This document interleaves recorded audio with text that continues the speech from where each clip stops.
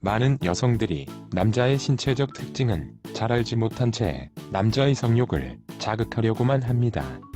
하지만 그것은 코끼리가 어떻게 생겼는지도 모른 채 코끼리를 잘 그리려는 것이나 마찬가지입니다. 오늘 특수한 성향, 상황 등을 제외하고 일반적인 남자의 관점에서 상세히 알려드리겠습니다. 하나. 먼저 남자에게 있어서 성적 쾌감이 얼마나 큰지부터 설명드리겠습니다. 치킨에 맥주, 소주에 삼겹살을 좋아하시는 분들은 상상만 해도 군침이 돌 정도로 좋아하시겠지만 술을 싫어하시는 분들은 그 맛을 이해하지 못하는 것과 같습니다.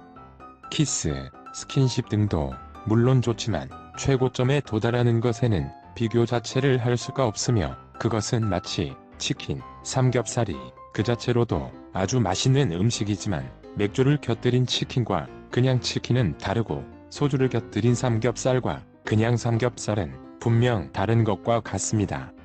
그것은 술맛을 아는 사람과 모르는 사람과의 차이와도 같으며 술맛을 아는 사람이 술맛을 모르는 사람에게 아무리 설명해봤자 술맛을 모르는 사람에게는 그저 쓴맛밖에 느껴지지 않는 것과 같습니다.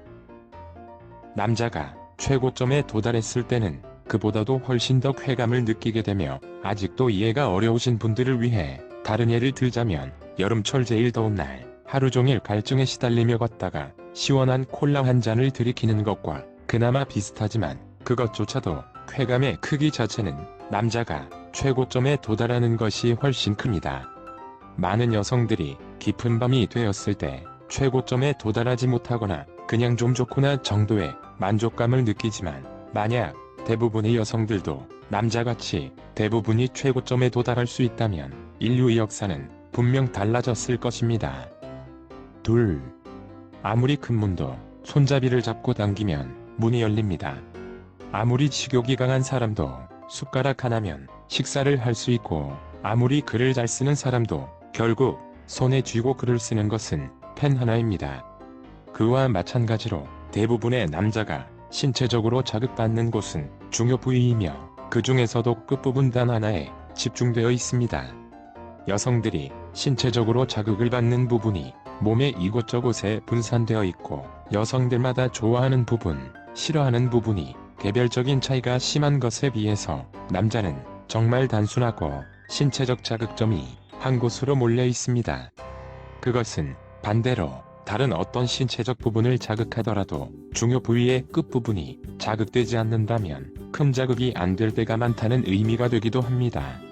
즉, 다른 곳을 10번 자극하는 것보다 중요 부분의 끝부분을 한 번 자극하는 것이 훨씬 효과적이라는 뜻입니다. 앞서 문예를 들었듯이 문의 넓은 면적을 아무리 밀어도 손잡이를 잡고 돌리지 않으면 문이 열리지 않는 것과 같습니다. 실제로 많은 여성들이 본인의 몸에 자극이 오면 좋은 부분을 남자에게 자극해주려는 노력을 하는 분들이 많습니다. 그러다 보니 역으로 주요 부분의 끝부분을 오히려 자극하지 못하는 때가 많습니다. 물론 그러한 자극이 남자 입장에서도 좋긴 좋습니다. 하지만 그냥 좋다, 정말 좋다는 엄연히 차이가 있습니다. 그렇기 때문에 앞서 말씀드렸다시피 다른 곳을 10번 자극하는 것보다 중요 부분의 끝부분을 한 번 자극하는 게 훨씬 효과적이라는 것을 이해하시면 좋을 것 같습니다. 셋. 남자의 이 신체적 특징 때문에 깊은 밤 남녀 사이의 만족도에 있어서 격차가 생기고 많은 여성들이 불만족스러워하고 때에 따라서는 서운해하는 분들이 많습니다. 그것은 바로 분출 직후 좀 전이 그 남자가 맞나 싶을 정도로 식어버리는 남자의 열정입니다.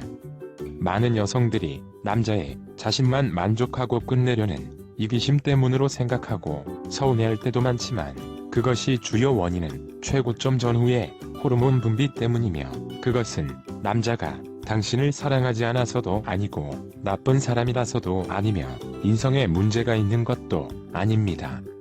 남자가 분출 직후에 급격한 피로감, 졸음, 공허감, 허무감 등을 느끼거나 모든 욕망이 사라지고 평정심과 무념무상의 상태가 되어 현자와 같은 상태가 된다고 해서 남자들 사이에서는 그것을 현자 타임이라고도 합니다.